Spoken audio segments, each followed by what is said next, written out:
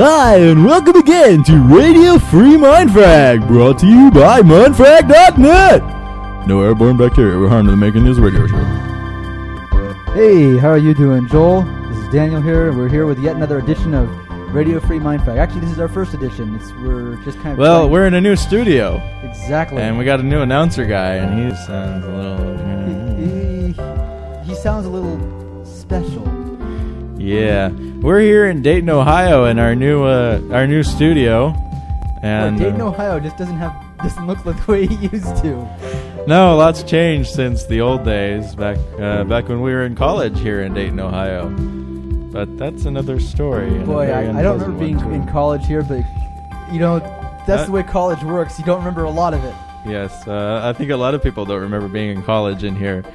In fact, do they have a college?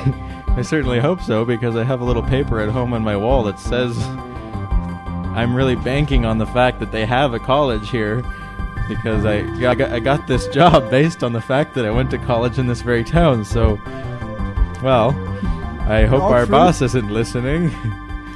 Well, changing the subject. The rising cost of college dues has really been a problem for many students, but unfortunately, we're not going to help you out with that. But we might help you laugh about it, although we probably won't even do that. There's really... Well, okay. What do we care? You sucker is still in college. I feel kind of, anyway, because I paid a lot of money to go to this non-existent college, so... Hey, here's a little joke for you about college dues. Why did the chicken cross the road? I have no idea. You're welcome to call in with a good answer to that later in the show.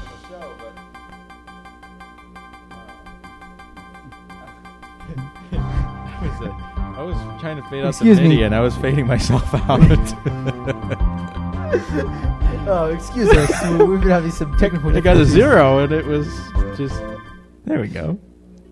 So, let's back up a little bit. Perhaps we ought to let me take control of the mixer board. See, he's got a sense of humor. So. It's my equipment. Let's not get into that. So. So, to start off our show, Joel, you have some news for us today? Yes, I was just at the Institute of Culinary Displeasure in Stanford, Maine, and they've made a major breakthrough, and it turns out that Twinkies, their shelf life is not what was expected. And so does that mean they're longer or shorter than was expected? The problem is they haven't been able to find out. But when we get the details on this, which should be later on in the show, we'll let you know. So that's a good incentive to keep listening. Do they measure the shelf life of Twinkies in a half-life? Yes, that's why it's called a shelf life. Ah, I see how it goes. So is that like the half-life for how long it takes the preservatives to decay into raw chemicals, or is it how long it takes the food to decay into more preservatives? Well, right now they're not sure. They're just kind of taking wild guesses, because so far a Twinkie has not decayed. Actually, at MIT they have a special... The entire time they've had Twinkies, no Twinkie has ever decayed? Well, that's right. That's what I was getting to, is at MIT they have a special laboratory where they have the world's first Twinkie ever made, first one off the production line. They put it in a room with all sorts of bacteria. The worst possible is a very warm and humid area. It has bacteria from all over the world swarming it, and all that has happened so far is all the bacteria have died. So actually a Twinkie is probably the best way to sterilize your bathroom or something. This is the sort of application that they're working on here at MIT is that people use Twinkies as like sponges for cleaning dishes, scrubbing toilets. The applications are basically, if you own stock in any hand sanitizers, you need to get out now, Martha Stewart style, because it's over. Now, I just wonder if that means the people who eat these things. I mean, they always say that soap isn't bad for you. Like, parents would wash their kids' mouths out with soap. Yeah. They said, well, it's not going to cause any permanent damage. But see, now all these recent studies of kids coming forward and feeling like they were abused as children with the soap in their mouth. It makes me wonder, is this the same sort of thing going to happen with Twinkies? That here we're going to get kids grown up, they're going to be suing their parents for making them eat Twinkies or wash their dishes with Twinkies. And now we're going to see this whole new wave of lawsuits. And then what does that do for the Twinkie defense? Well, I don't know. But sell your stock in the hand sanitizers and buy it in some law firm somewhere. That's my advice. Yeah, good advice. And if you own stock in Twinkies, I guess you could hang on to it. Well, I'm stocked up on Twinkies. I don't know if that's the same thing. You probably have a very clean house. Give them to your maid. All right, well, it's time for a new feature. This is going to be answering email, because we get a lot of email questions and comments about this show, and it's about time to answer them because this show is supported by listeners like you. So we're going to have our producer in here, because that's all producers are good for, and he's going to read the emails and we're going to answer them for you. So, hey, here's our producer, Craig. How are you doing, Craig? I'm doing fine, thank you very much. Looks like we got an email here from SB from Strongbadia. And the question is, where did you guys go to college? I went to Princeton, and I think Daniel went to Harvard. I went to Harvard? Yes. So I guess that answers that question. Craig, do we have another email? Yes, we do. This one's from Tassia Hudson. It says, Minister Charles Simpson has the power to make you a legally ordained minister within 48 hours. Be ordained now. As a minister, you will be authorized to perform the rites and ceremonies of the church. Weddings. Marry your brother, sister, or your best friend. Wait. Is that legal? Is that an email to us? It looks like It looks like an email to us and about 10 other people whose email addresses I don't recognize. I think this one can go in that. Hang on to that. I'll just peruse that later. I see it's got contact information. I'm just gonna. Yeah, anyway, so on next email, I guess.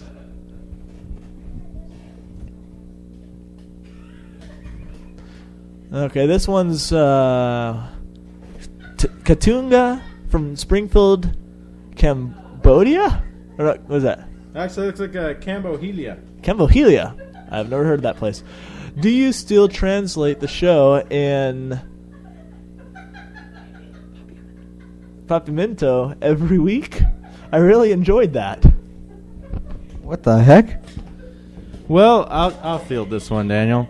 Yeah, it's been a long time since we're regularly translating the show into Papiamento. That ended because the Papiamento government was accusing us of smuggling Cambohelian tomatoes out of the country. As it turned out, it was just because our luggage was so clean, which was actually due to Twinkies. So in the end, there's some what do you call it? I think you've neglected to remember the fact that Papiamento is the name of a language, not of a country. Well, I know, but Papiamentia is where they speak Papiamento. I thought it was Curacao. No, it says here it's Cambohelia, so you're both wrong. So, I guess that answers that question. As soon as the Papiamentian government is ready to renegotiate the tomato situation, we'll let you know. So, our next email? Okay, this one apparently is from Mother Teresa in Alberta, Canada. And it says, my children always call my vacuum cleaner a Cambohelian tomato maker. And they say that they learned it from your show. Are you a bad influence? And if so, how can I go about suing you? Well, Mother Teresa, no, they did not learn it from this show. I've never heard of a Cambohelian tomato in my life. I don't even know how to pronounce the word Cambohelian. But if you are interested in suing us, you need to contact Tassia Hudson, whose whose email address is rosarium@tiggy.com. All right, so I guess that's all the emails we're going to be answering today. You're getting a little weird there. Thanks, Craig. You're a great producer, and, we couldn't do this show without you. I always thought producer, always sounds like produce. Does that mean like the producers are like fruits? Or are they like kind of vegetables? Well, he does have a green shirt. And he acts like one, and looks like one. Or something like that. Hey, how are you doing, Craig? I thought you had left the studio. Indeed, I haven't, and I'm not crunchy like a vegetable, so I don't think I really am. I couldn't argue with that. I think it's about time for a break. We got a lot of commercials to do because they pay our paycheck, unlike our producer. And now we're going to be back after just a few words from our sponsors, so don't go away. We'll be right back.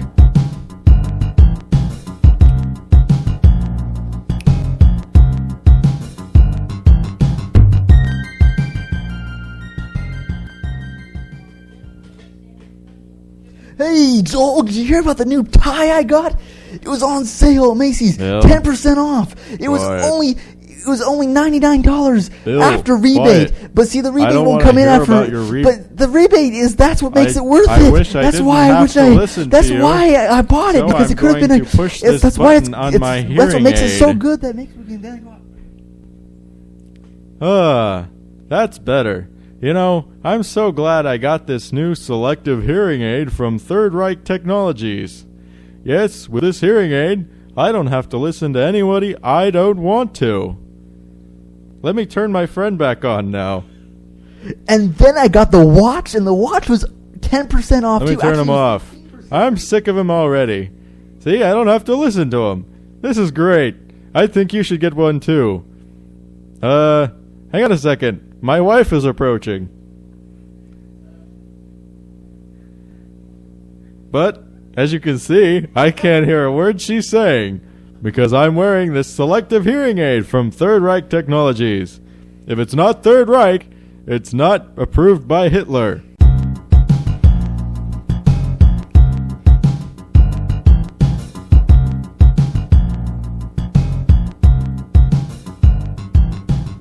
Hello and welcome back to Radio Free Mindfrag, brought to you by Mindfrag.net. Broadcasting out of our beautiful new studio located in a basement just below Carl's Take and Bake Crematorium in lovely downtown Dayton, Ohio. All right, everybody, welcome back to the show. A lot more ahead of us today, but before we get into the rest of the show, we're going to check traffic now with Captain Fiber in our state-of-the-art economy model news chopper simulator. Captain Fiber, how are things going out there? Hello, Daniel. It's good to be back on the show. And I guess we're supposed to be doing traffic. Is that right? Yeah, that's the reason why we've got you on the show, is to get some traffic updates on what's going on in the wide world out there. Yeah. Well, I'm currently below 4th Street. Looking for some traffic around here. It strikes me that what people are going to be more interested in is what the traffic looks like actually on the streets rather than below the streets. Yes, Daniel, but I decided to go out and do some investigative reporting, and you'd be surprised what I'm finding down here. Do you know there's an entire subway system under the streets? Which people take when they want to get away from the traffic up above the streets, which is kind of what we're interested in right now. Well, speaking of the traffic above the streets, these subways down here, they're shuttling people from one place to another at tremendous speeds. Are they speeds faster or slower than the speed of traffic moving on the freeway? I wouldn't know. I'm below the street, Daniel. But the reason why we've got you, Captain Fiber, is we want to know what the traffic looks like out there. Well, there's no traffic down here in the subways. Everything is moving smoothly, and there's a guy buying cigarettes. You know what? In all truth, I'm sure that our listeners are fascinated with the idea of a guy buying cigarettes. And yet, in a subway, Daniel. In a subway. And yet, I really believe that's not the reason why we've got you, Captain Fiber, on our show today. We just wanted to touch, to get you on the air just for a moment, because we want, in 30 seconds or less, to get a picture of what the traffic problems are like today. So people who are driving home at this hour of the night will know if they need to avoid the freeway or if I think they should take the subway. But what about people who don't live near a subway? I'm going to hand the microphone to my new friend here. His name is Phil. Captain Fiber? Captain Fiber, you there? Oh, what is this? You said you're gonna buy me cigarettes if I talk into this thing. I assume you are Phil. Who is this? Phil, will you please give the microphone back to Captain Fiber? We really do want to know what's going on with traffic. Are you Charlie? No, I am Dan. You work for Charlie? No, I am Daniel. I work for Mindfrag.net. Oh, so I'm not fired. Well, maybe you are. I wouldn't know. Well, if the boys down at the gravel pit ever found out I was hanging out in the subways buying cigarettes all day, boy, they'd can my... You know what? As much as I would love to listen to all your problems, I'm sure they are plenty. What we really want to know is what's the situation with traffic. That's why. Traffic. Oh, the trafficking down here. I traffic in DDT myself. It's a pretty hot item down here in the subways. Are you interested in any... You know what? I really don't think I'd be interested in DDT at this time. DDT? What I would be interested in is talking with Captain Fiber and see if he knows what's going on with traffic. They used to use it in Nam, but they called it Agent Orange. They dropped it on Charlie. I'm sure that's a fascinating story. Phil, did you say your name was Phil? But you know what, Phil? The thing is that what I really Phil want to the do... Gravedigger. What I really want to do is talk to Captain Fiber, because he's the one Captain Fiber. My mom used to make me eat that for breakfast. I always wanted the Captain Crunch. All I know is that I believe that's the name of our traffic man. Hang on, I'm going to give you the back to this guy. I got to go get some more cigarettes. I just smoked the whole pack. Okay. Captain Fiber, are you there? Yeah, but I don't remember what my voice sounded like. What, do you have a bit of laryngitis or something? I guess we could say that. Something sounds funny. Have you been breathing helium? Quiet. I will say me again to you if you do not appease me. Now, Captain Fiber, have you been smoking some of that DDT? It's called Agent Orange, and it's some good stuff. Well, I'll tell you what. We'll get back to you later on with an update on traffic. 25. No, I don't traffic nothing. I gotta go. All right. Well, on that note, I think we're done with Captain Fiber. Joel, are you back in the studio now? I've been here all along. You weren't helping me out with this whole Captain Fiber situation? I was, actually, I was out getting coffee. See, you said just a moment ago you're in the studio all along, and I could have sworn there was a moment when you weren't in the studio. See, that's the thing. You're out getting coffee. Why couldn't you just be honest? I was using the coffee maker here in the studio. There is no coffee maker here in the studio. Where's the coffee maker in the studio? If I told you that, I'd have to share.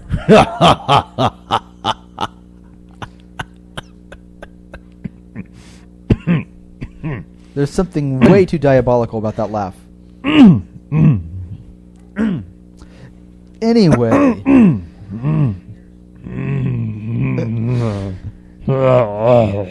Has some evil monster got a hold of your stomach now? There appears to be some difficulties. We're having some technical difficulties with the gastrointestinal implants for my co-host here. But give me just a moment. It looks like let's take a commercial break and we'll come back to you in just a minute. And either Captain Fiber will be feeling better, although I highly doubt it, or we'll have some guests for you to listen to. So don't go away, even though you might want to. We'll be back in just a moment.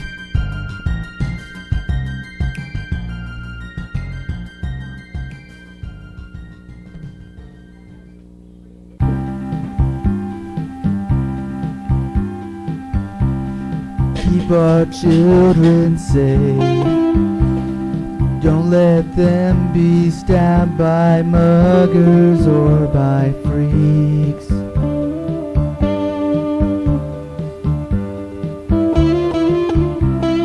Don't let Johnny lose his fingers to a man with a big knife.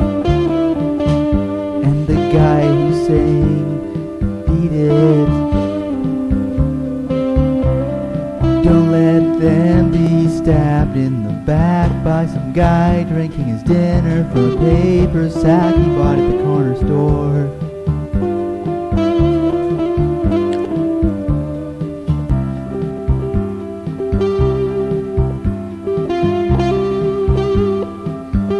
In a world in which even secret agents are in danger, your children need constant, round-the-clock monitoring and surveillance. Introducing Sheltatron 5000, featuring 24/7 GPS location logging with web interface.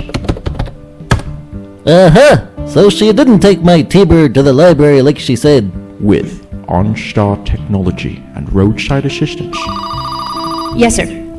Sprained ankle? Okay, a parent is being dispatched now. And, sir, you did the right thing. Stay calm. Everything will be all Inner right. ear implant lets you communicate with your loved one, yet no one can hear them but you. Johnny, no, sweetheart. You've had enough to eat. Why don't you come home now? Oh, no, we were just about to watch some TV. Who are you talking to, Johnny? But nobody, you can't hear her. It's an inner ear implant. What? I am not nobody. I am your mother. Now you come home this instant. Janet, don't worry about it. Mom, please, I'm 17 years old and I don't like you watching everything I do. Yeah, really, Mrs. Johnson. We were just gonna watch The Simpsons.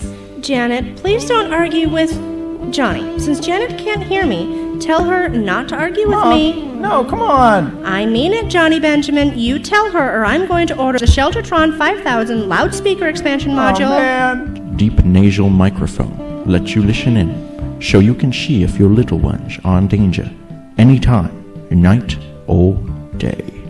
Hey kid, hand me that piano. Headcam lets you see exactly who it is that gives little Johnny candy every day. Would you like a peanut butter cup? Your children deserve only the most invasive in modern audio-video location, speed, and optional body core temperature surveillance technology available. Privacy kills. Sheltatron oppresses. Our children safe. Sheltatron 5000.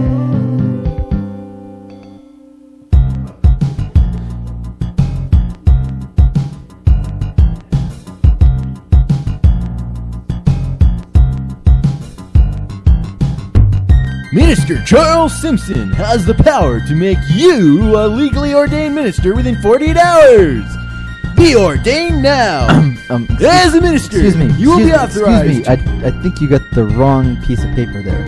I think that's one of the emails that we threw out and was sitting in the waste paper basket or somewhere where it shouldn't have been. Because To everyone- perform the rites and ceremonies of the church.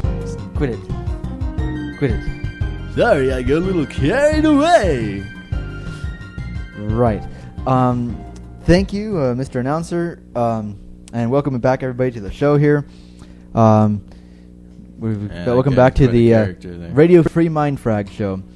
Well, we're going to be talking now in just a moment with Bob the Yellow Dart Jones, the inventor of the car stereo remote. Hey, how you doing there? Hey. Yeah, I'm the inventor of the car stereo remote there. You know, pal? Yeah, Mr. Jones, or Mr. the Yellow Dart. You prefer to be called the Yellow Dart? Oh, the yellow dot, by all means. So, Mr. Yellow Dart, what is Yellow it? dart. Yellow Dart. What is it that made you decide you wanted to Some invent? people call me Dart Boy. What is it, Dart Boy, that made you decide that you wanted to invent a remote for a car stereo? I mean, is it just sort of like you're me driving down the road and you're thinking to yourself, Well, you see, here's the thing. This is kind of the deal that when it all went down, this is how it went. See, I was removing the vehicle's front airbags. They were getting in the way when I was driving, you see. So I removed the airbags and I figured, hey, you know, while I'm doing it, let's just take out the seats. You know what I'm saying? Because there was just those bucket seats. And previous owner must have put buckets in instead of the seats, and they was a little uncomfortable, see. So I took out the bucket seats and I put in modified Lazy Boy recliner. Got it at a garage sale for $5. A couple of cigarette stains and And, Cigarette stains. Interesting mark on furniture. I kind of expected. Well, I had some pet burns, too. And, anyway, what I'm trying to get at is, I put these lazy boys in instead of the chairs in the vehicle there. And it was a lot more fun to drive, see? Well, here's the question, though. How is it that I'm getting to that, pal. You just cool your temper there. You know what I'm saying? Cage the rage. That's what they tell me over there in anger management class. Well, despite all my rage... Hey! Cage the rage. Cage it. So, what I'm trying to say is I was sitting in my lazy boy cruising down 101. And I was I had my feet up on the that there ottoman kind of thing there. And I wanted to change the station, see? Because they was playing some country stuff, and I don't swing that way, you know what I'm saying? I think I may understand what it is you're trying to say. Please, do tell. So I was reclining back there in the back seat with my lazy boy, and I couldn't change the station. So what was it that made you come up with the idea in the first place to have a lazy boy in a car? Well, I didn't like the bucket seat and the lazy boy. But I mean, there. if you don't like the seats, you could do something like a bench seat. You could do something like a adjustable seat that could slide back a little bit. Well, let me tell you, the lazy boy. I answer your question here real smart like. See, I was reclining in the lazy boy in my living room, and I was thinking, wow, this is my favorite chair in the whole world. I'd like to have it in my car. So here's the question. When you're driving down the road in your lazy boy equipped car, have you ever had any difficulty in being able to keep up a good flow to keep with the flow of traffic, to be able to stay between the lines on the road? Is that difficult at all in your lazy boy car? Let me tell you, it's never presented a problem. No one's ever said anything about it. I noticed, though, as you pulled up, that there were bits of people wrapped around your tires in your wheel wells. Pal, listen, I said nobody has ever complained about it. I guess I'll have to take your word for that. So here's the real issue. You came up with the idea to invent a remote for a car stereo. How is it you went about building this? Well, I'll tell you. I took one of them universal remotes, and I put it in the car there, and I used that as a drink holder. And that's about that. So, let me get this straight. You used the universal remote as a drink holder.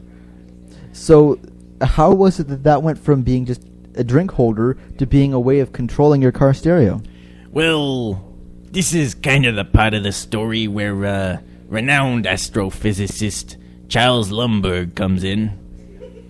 I contacted Dr. Lundberg over the telephone on a beautiful June morning, and I told him I was using my universal remote as a drink holder. And oh, I see. You've got one of those models that's actually a remote control for the entire universe. Well, that's right. It's a universal remote. It's not just a remote universe. It's a universal remote. So anyway, I talked to this Astro guy, and he tells me he's too busy to bother with my, I think he called it minuscule problems or something like that. So I took a paper bag, and I filled it up real good and set it on fire, and I mailed it to him. And that's kind of the end of Dr. Lundberg. That's a fascinating story. But this is the good part. This is where it's getting real good here. See, I talked to Stephen Fault, the wheelchair guy. He talk all funny. He talks like Stephen a robot. Hawking? Yes, this guy. Yeah, I talked to him, and I tell you, he come over for a beer, and we watch football on Sunday. And he tells me there's a new kind of universal remote that can hold 2 drinks. That would be a very powerful and useful invention. I can imagine that would be a big deal. So what is it about this new remote that can hold 2 drinks? Well, I tell you, what this guy did, it's actually pretty smart for a guy of his intellect. He taped 2 universal remotes together and then strapped the whole thing to his wheelchair. He had to get rid of that talking computer, but that thing just annoyed me.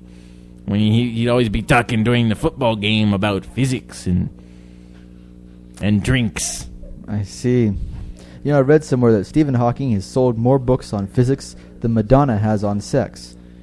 Well, I have to tell you that's true, being a collector of both. My library, my Madonna-based library is dwindling. I had to put in some of the collective works of the Go-Go's in there.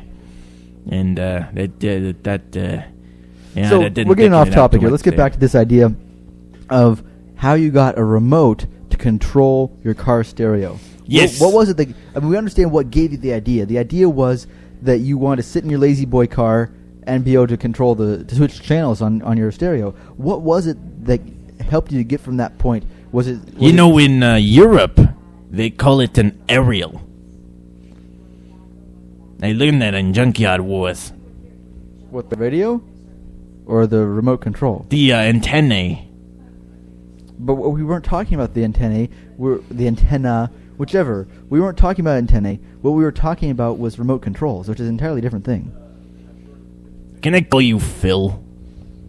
My name is not Phil. My name is Daniel. Do you know a Phil? I just talked with a Phil a few minutes ago. He seemed to be quite concerned about Charlie. Charlie? Hey, let me tell you about Charlie. See, Charlie came over one Friday afternoon, and he brought me my pizza. I paid him, and he left. But it was that day that I discovered the idea of a remote control for my VCR. So I put my VCR on my car, which is probably the first thing that anyone with this kind of idea would do. And I drove straight over to the patent office, and I tell him, I ain't going to jail for you or nobody. And I slammed that book down on the desk, and I left. Like a moth in a hurricane, I tells you. And I drove home, and I had a beer, and I went to sleep. So, what was it that convinced you? I'm afraid I don't quite follow why it was you did these various things. You took your VCR and installed it in your car. I can sort of understand that. But then you evidently seem to think that the patent office... I think I understand your confusion, and it all goes back to this Hawking fella. Ah. You see, he went home, and he never came back. So you can kind of see my frustration. What, at this point the subject was dead? Or what happened to him? Oh, he went home. Oh, okay. See, I was thinking it was more serious than that.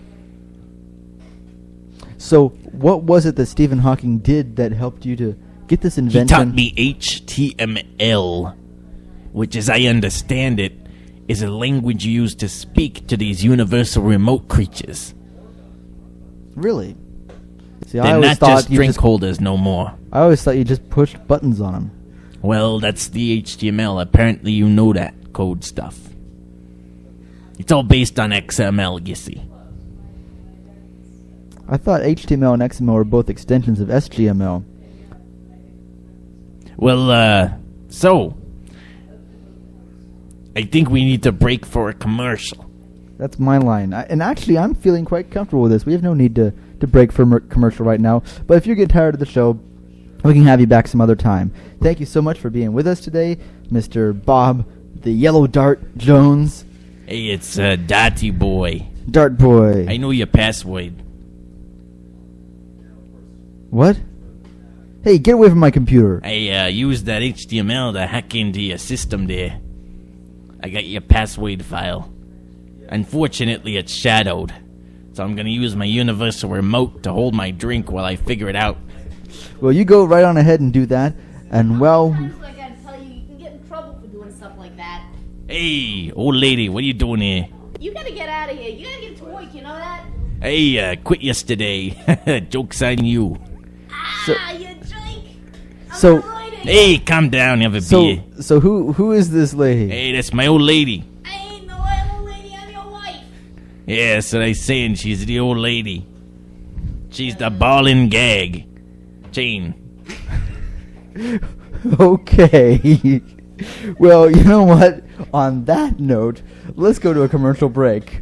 And we'll come back to you in just a few more minutes with some final words and the end of our show. So, it looks like we're having some technical difficulties again with our equipment to go to commercial break. So if we can't get this worked out, then we may not be able to go to commercial break at all. We have to just stay on the air forever. No, please, no. Whoopee. Here I is. He's a broadcaster.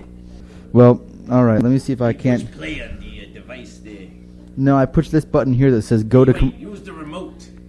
I pushed this button here that says go to commercial break. Remote for your computer